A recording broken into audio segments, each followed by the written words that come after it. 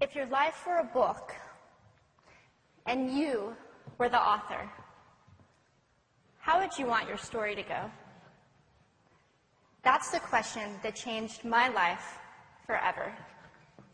Growing up in the hot Las Vegas desert, all I wanted was to be free. I would daydream about traveling the world, living in a place where it snowed, and I would picture all of the stories that I would go on to tell. At the age of 19, the day after I graduated high school, I moved to a place where it snowed, and I became a massage therapist. With this job, all I needed were my hands and my massage table by my side, and I could go anywhere.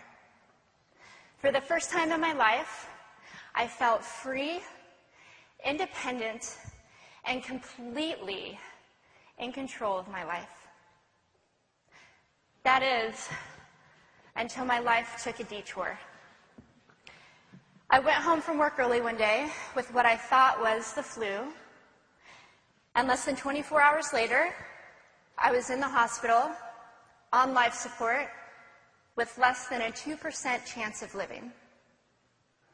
It wasn't until days later, as I lay in a coma, that the doctors diagnosed me with bacterial meningitis, a vaccine-preventable blood infection.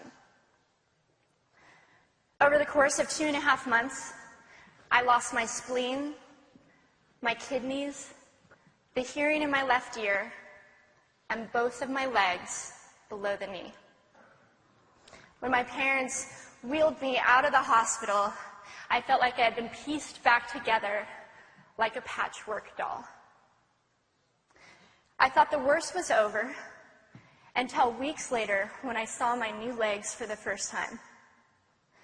The calves were bulky blocks of metal with pipes bolted together for the ankles, and a yellow rubber foot with the raised rubber line from the toe to the ankle to look like a vein.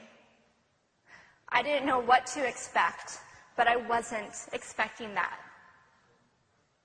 With my mom by my side and tears streaming down our faces, I strapped on these chunky legs and I stood up.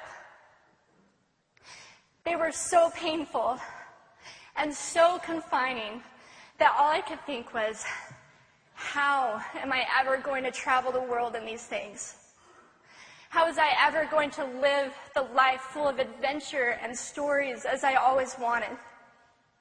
And how was I going to snowboard again? That day, I went home, I crawled into bed, and this is what my life looked like for the next few months.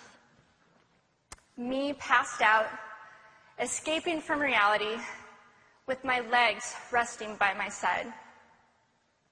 I was absolutely, physically, and emotionally broken. But I knew that in order to move forward, I had to let go of the old Amy and learn to embrace the new Amy. And that is when it dawned on me that I didn't have to be 5'5" anymore. I could be as tall as I wanted.